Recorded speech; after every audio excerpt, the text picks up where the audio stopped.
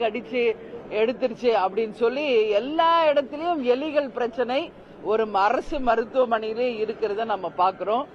அந்த அளவு ஒரு சுத்தம் சுகாதாரம் இல்லாம இன்னைக்கு கவர்மெண்ட் ஹாஸ்பிட்டல்ஸ் நடந்துகிட்டு இருக்கு. இது கண்டிக்கக்கூடிய ஒரு விஷயம். எனவே துறை சார்ந்த அமைச்சர் இதுல கவனம் செலுத்தி எல்லா கவர்மெண்ட் ஹாஸ்பிட்டல்லையும் சுகாதாரத்தையும் அந்த பேஷண்ட்ஸுக்கு எல்லா ஃபெசிலிட்டிஸும் பண்ணணும் அப்படின்றதையும் இந்த நேரத்தில் நான் பதிய வைக்கிறேன். அதே போல பேரிடர் அப்படின்னாலே இன்னைக்கு நம்ம வரப்போகின்ற மழை காலத்திற்கு இப்பவே நம்ம தயாராகணும். ஏன்னா தமிழ்நாடு ஒரு மிகப்பெரிய ஒரு பேரிடர் எல்லாம் வரும்போது போட்டுல எல்லாம் வந்தாங்க. எங்க சாலிகிராமத்துல கூட போட்டு வந்துச்சு. அந்த அளவு மழை நீர் வடிகாலமே இன்னைக்கு வரைக்கும் சரி செய்யல.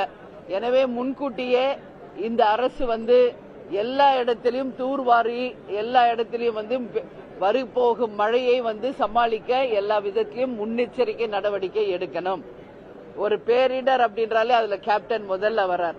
இன்னைக்கு கவர்மெண்ட் சார்பா ஒரு அரசு சார்பா அவங்க செய்ததெல்லாம் மக்கள் வரி பணம்.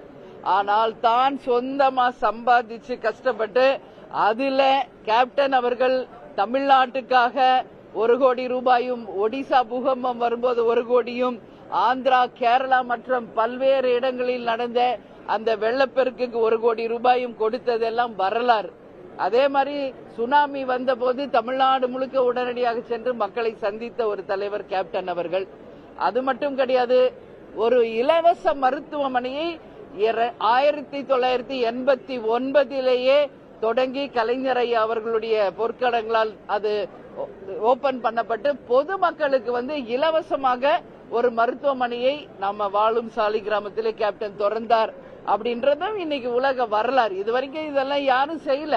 ஒரு அரசாங்கம் செய்கிறது மக்கள் வரி பணத்துல. சொந்த தான் ராத்திரி பகல் உழைத்து சம்பாதிச்ச காசுல கேப்டன் அவர்கள் ஒரு இலவச மருத்துவமனையை தொடங்கியது வரலாறு. அதுக்கடுத்து ஈரோடுலயும் நம்மளுடைய ரசிகர் மன்றமாக இருந்த போதே இலவச மருத்துவமனைகள் நாம தொடங்கி இருக்கிறதும் வரலாறு என்பதை இந்த நேரத்தில் பதிய வைக்க விரும்புகிறேன். தமிழ்நாடு முழுக்க நிறைய இடத்துல பட்டா வழங்கப்படவில்லை. எனவே அதை துறை சார்ந்த அமைச்சருக்கு கவனத்துக்கு கொண்டு போயிருக்கிறோம். உடனடியாக எங்கெல்லாம் பட்டா வழங்கவில்லையோ அந்த இடங்களில் எல்லாமே பட்டா வழங்க வேண்டும். இன்னைக்கு கவர்மெண்ட் ஹாஸ்பிட்டல பார்த்தா விருதாச்சலத்துல தலைவர் ஜெயிச்சப்போ போனா பெட் கிடையாது, எல்லாம் தரையில படுத்திருந்தாங்க. அப்போ உடனடியாக அந்த அரசு மருத்துவமனைக்கு கட்டில், மெத்தை, டிவி, உபகரணங்கள், மருந்து, மாத்திரை எல்லாம் சொந்த செலவுல வாங்கி கொடுத்தார்.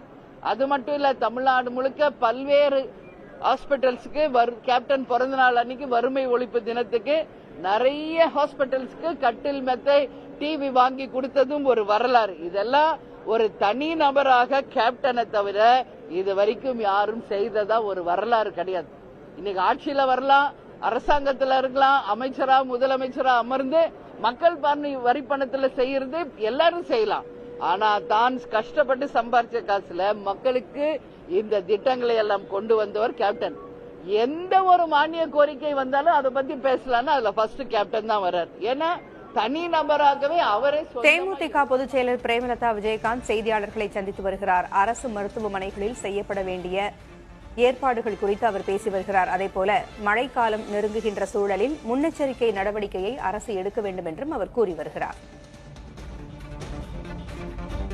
இனி தலைப்புச் செய்திகளை பார்க்கலாம். ஏற்கனவே விவசாயிகளுக்கு அறிவிக்கப்பட்ட பயிர்க்கடன் தள்ளுபடியில் கூடுதல் தள்ளுபடி. சட்டமன்றத்தில் விதி எண்